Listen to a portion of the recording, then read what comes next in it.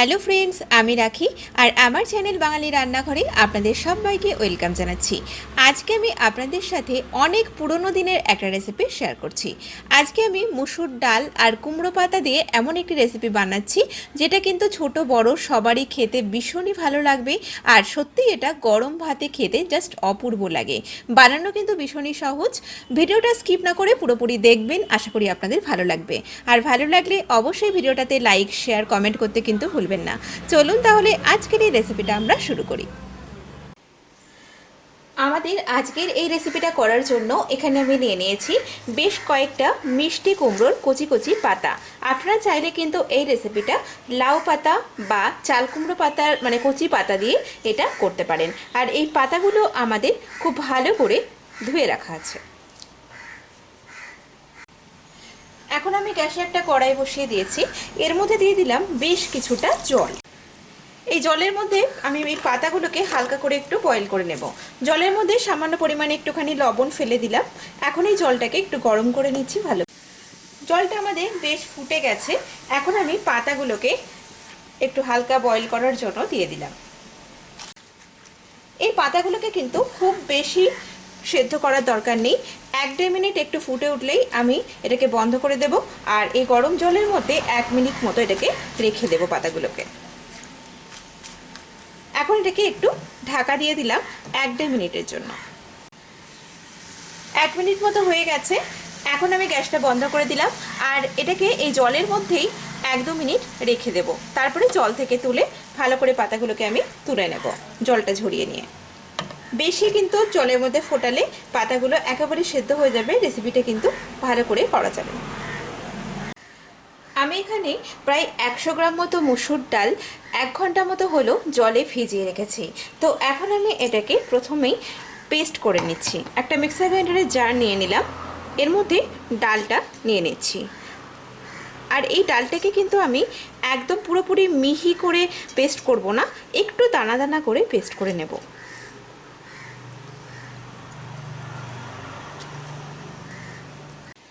এর মধ্যে দিয়ে দিলাম 2টো কাঁচা লঙ্কা। ঝালের পরিমাণটা আপনারা বাড়িয়ে বা কমিয়ে দিতে পারেন। আর এর মধ্যে কিন্তু আমি কোনো জল দিচ্ছি না, এখন এটাকে একটু শুকনো শুকনো করে পেস্ট করে নিচ্ছি। ডালটা আমাদের পেস্ট করা হয়ে গেছে। দেখুন এটা কিন্তু আমি পুরোপুরি মিহিভাবে পেস্ট করিনি, একটু কিন্তু আমার দানা দানা আছে। তো এখন এটাকে একটা মিক্সিং বোলে নিয়ে নিলাম।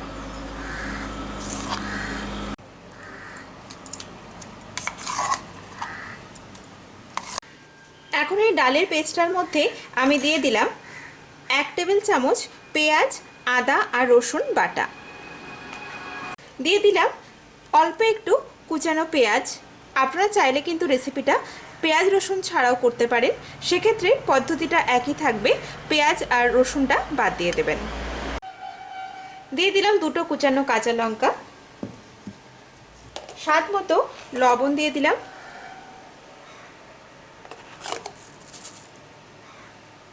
খুব সামান্য পরিমাণে 1/4 চা চামচ মতো কয়েকটা দানা দিয়ে দিলাম চিনি। আপনারা চাইলে রেড চিলি পাউডারও অ্যাড করতে পারেন।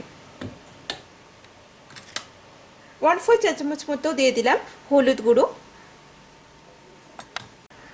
দিয়ে দিলাম 2 চা চামচ মতো কাঁচা সর্ষের তেল।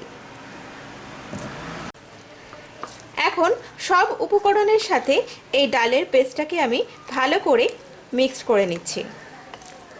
আপনারা কিন্তু এই রেসিপিটা মাঝে মাঝেই গরম ভাতের সাথে খাওয়ার জন্য বানিয়ে নিতে পারেন, খেতে কিন্তু অপূর্ব হয়।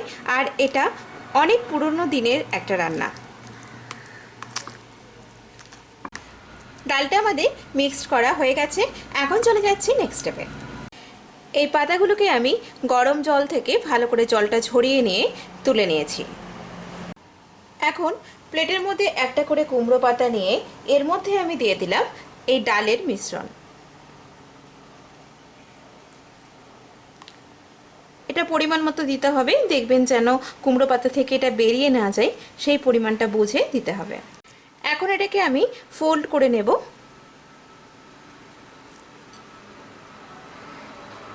এই মুখগুলো যাতে খুলে না যায় তাই জন্য ওপর দিয়ে আরও একটু ডালের পেস্ট এইভাবে আমি লাগিয়ে দিচ্ছি।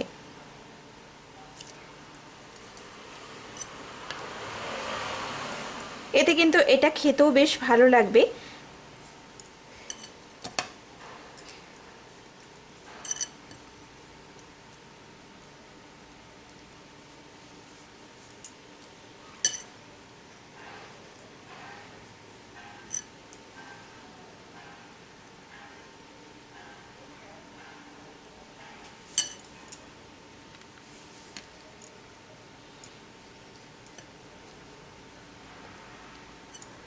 আরও একটু ডালের পেস্ট এই দিকে একটু ভালো করে এইভাবে লাগিয়ে দিলাম।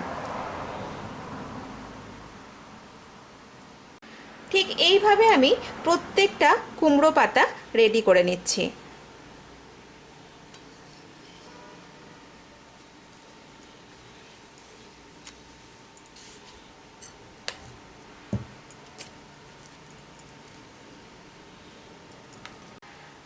আমাদের এই কুমড়ো পাতাগুলো সব রেডি করা হয়ে গেছে ভাজার জন্য।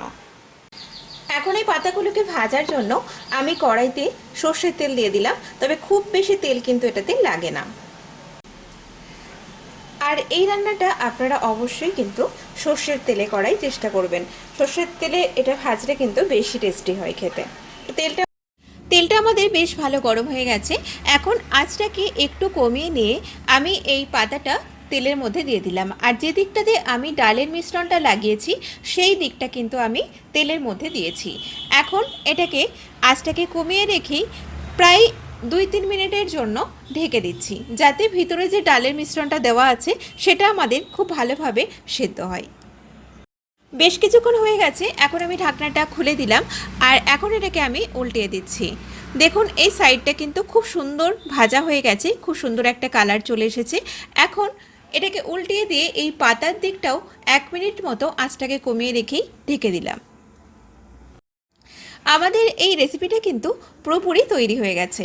তো এখন আমি তেলটাকে ভালো করে ঝরিয়ে নিয়ে তুলে নিলাম। গরম ভাতে সার্ভ করার জন্য একদম তৈরি।